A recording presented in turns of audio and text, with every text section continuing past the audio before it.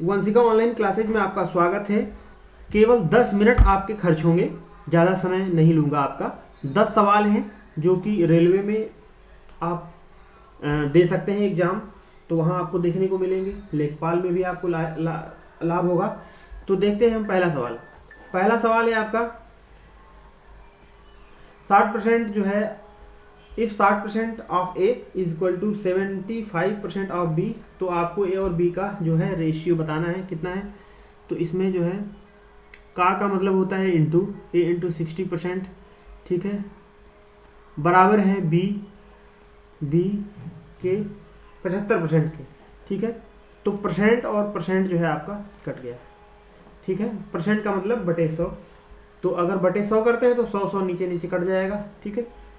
B को इधर left side में ले आइए तो ए अपान बी हो जाएगा बराबर 75, और 60 को इधर ले आइए तो ये नीचे आ जाएगा 15 पचे 75 और 15 चौके 60। बटे का मतलब रेशियो ही होता है। ए अनुपात बी की वैल्यू आ गई 5:4। दूसरा प्रश्न है, एक मेज 13% लाभ पर बेची जाती है, यदि इसे 25 रुपये अधिक पर बेचा जाता है तो लाभ जो है 18% होता है। उसने ये बोला है कि 25 रुपये अगर अधिक में बेचा जाए तो लाभ 18% होता है, ठीक है। पहले 13% लाभ पर बेची जाती थी, तो पहले 13% लाभ पर बेची जाती थी, अब 18% लाभ पर बेची जा रही है। और 18% लाभ पर बेचने, कब 18% लाभ हो रहा है? जब 25 रुपये अधिक पर बेचा जाता है। तो मतलब इन दोनों का जो डिफरेंस है वो 5% है, और 5% अधिक जब लाभ होता है तो हमें रुपए कितने अधिक मिलते हैं? 25 रुपये। तो 5% बराबर जो है 25 रुपये के बराबर है। तो 1% जो है वो 5 रुपये के बराबर है। तो 100% जो है, 100% का मतलब उसका लागत मूल्य, ठीक है, कॉस्ट प्राइस 100 पचे 500 हो जाएगा। 1% की वैल्यू 5, तो 100% की 100 पचे 500, 500 रुपये जो है उसका सीपी है। तीसरा प्रश्न है हमारा, एक परीक्षा में 60% विद्यार्थी उत्तीर्ण हुए और अनुत्तीर्ण अर्थात फेल विद्यार्थियों की संख्या 400 है, तो परीक्षा में कितने विद्यार्थी सम्मिलित हुए? 60% विद्यार्थी पास हो गए, तो 60% जब पास हो गए तो फेल कितने हुए? 40% फेल हुए, और फेल प्रतिशत में 40% है, और यहाँ संख्या भी दे रखा है फेल वालों की। तो 40% बराबर हो जाएगा 400, 0 और 0 कट गया, 4 से काटेंगे तो 1 और इधर आया 10।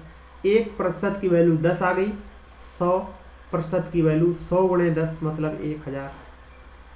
तो विद्यार्थी जो है वो 100% ही होंगे, तो आपके 1000 विद्यार्थी एग्जाम में बैठे होंगे। अगला प्रश्न है, यू और वी और वी डब्ल्यू और डब्ल्यू एक्स और यू एक्स का मान पूछ रहा है। बाकी 3 रेशियो दिया हुआ है और यू और एक्स का पूछ रहा है। तो यहाँ पर यू और एक्स का रेशियो पूछ रहा है।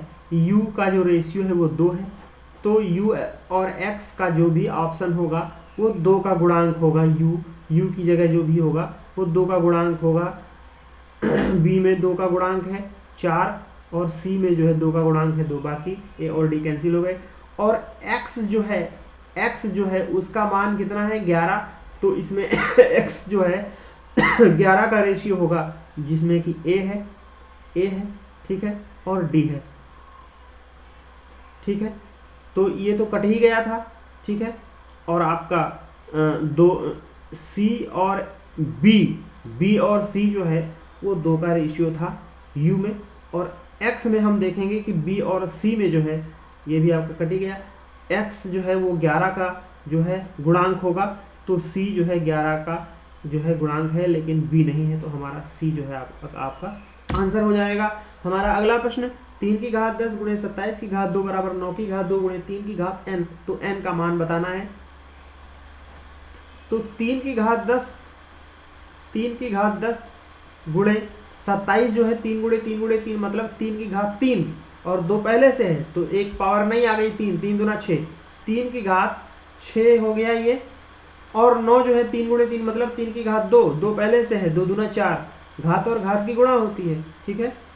घात, एक घात पहले से है और उसका जो ये है बेस, उसकी घात अगर बन जाती है तो घात के ऊपर घात की गुणा होती है। लेकिन घात और जब आधार बराबर हो तो घात जो है जुड़ जाएंगी अगर वो इंटू से कनेक्ट हो। लेकिन यहाँ पे घात की घात हो रही तो गुणा हो जाएगी, तो 3 की घात 4 हो गया, 3 की घात n हो गया। अब यहाँ पे ये दोनों जुड़ गए, 3 की घात, मैंने अभी बताया आधार समान हो गुणे से कनेक्ट हो तो घात जुड़ जाएगी, 10 6 16, ठीक है। और ये लेफ्ट साइड में आएगा 3 की घात 4, ठीक है।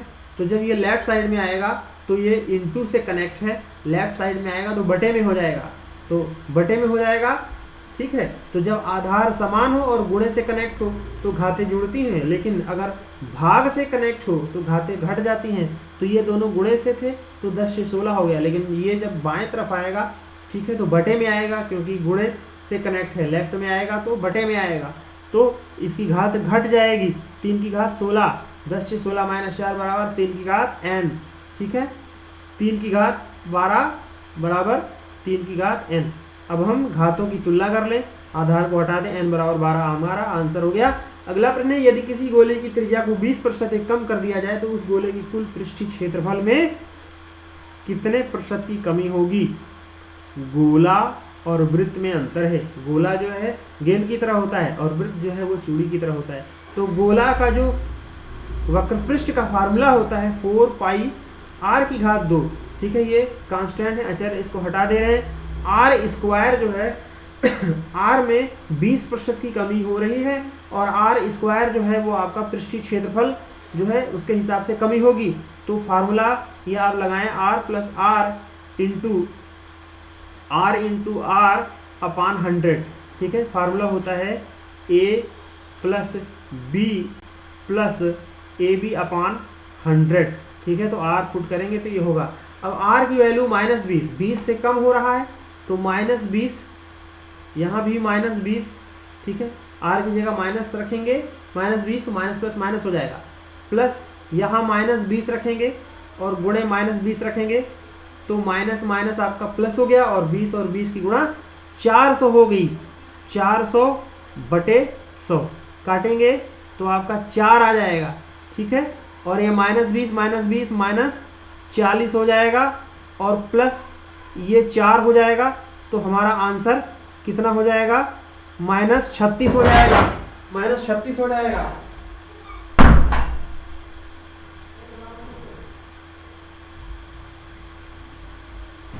-36 हो जाएगा। चलिए अगला सवाल देखते हैं। यदि कोण इतना और इतना संपूरक हो तो y का मान ज्ञात कीजिए। जब दो एंगल का टोटल आपका 90 हो तो वो दोनों कोण एक दूसरे के पूरक या कोटि पूरक कहलाते हैं। जब दो एंगल का टोटल 180 हो तो वो दोनों कोण एक दूसरे के जो है समपूरक कहलाते हैं, सप्लीमेंट्री एंगल। जब दो कोणों का टोटल 90 हो तो वो दोनों कोण एक दूसरे के जो है कॉम्प्लीमेंट्री एंगल कहलाते हैं। तो यहाँ पे संपूरक की बात हुई, सप्लीमेंट्री एंगल की बात हुई है, तो मतलब दो कोणों का ये जो दो एंगल्स दिए हुए हैं इनका टोटल 180 होगा, इसके बराबर कर दें, इन दोनों को जोड़ के 180 के बराबर कर दें। तो 5y और y जो है 6y और प्लस 62, 6 2 8 84 बराबर हम कर दे रहे हैं 180 के, ठीक है।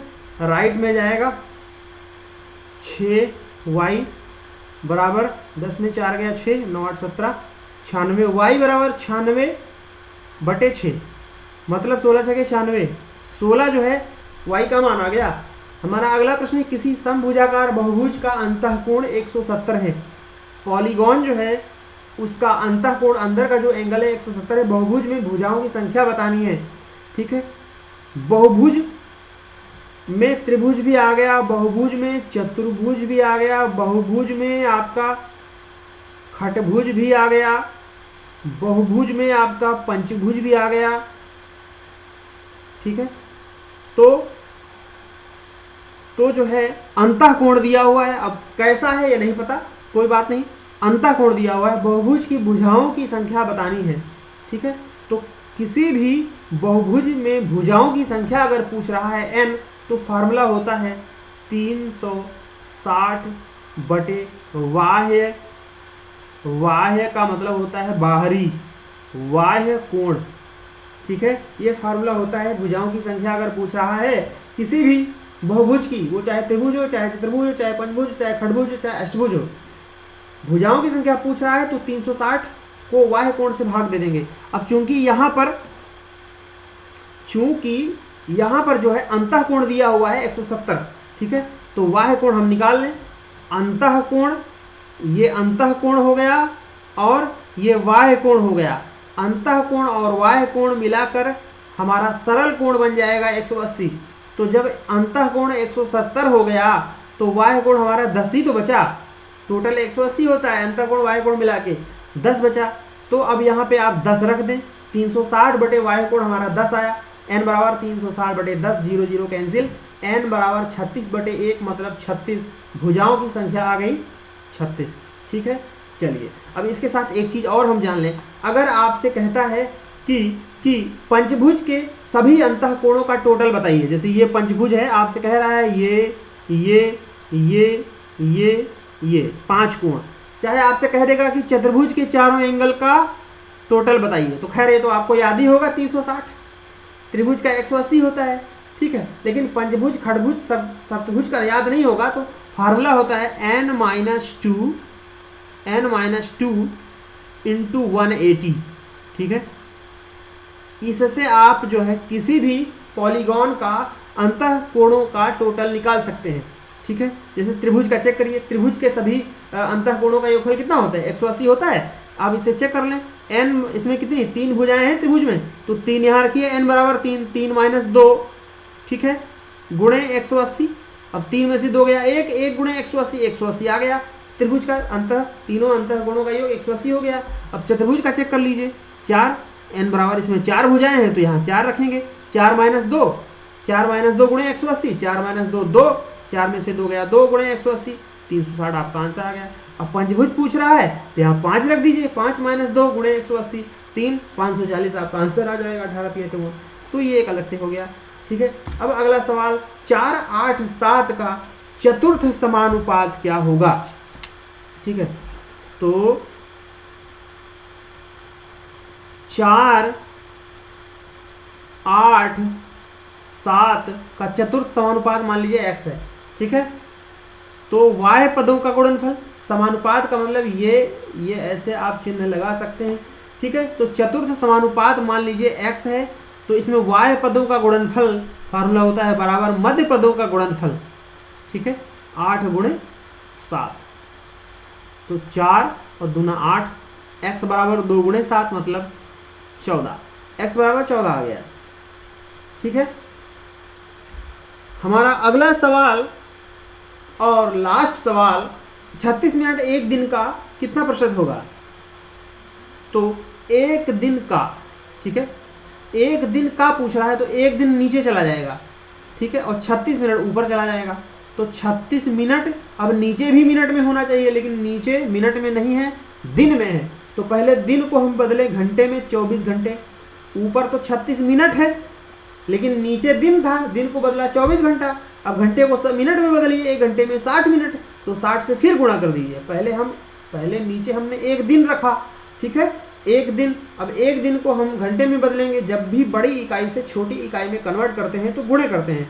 तो एक दिन को हम 24 से गुणा कर दिए। अब 24 घंटा था चूंकि, और ऊपर मिनट में है यूनिट, तो 1 घंटे में 60 मिनट, 60 से फिर गुणा कर दीजिए क्योंकि फिर हम घंटे से मिनट में जा रहे हैं, ठीक है।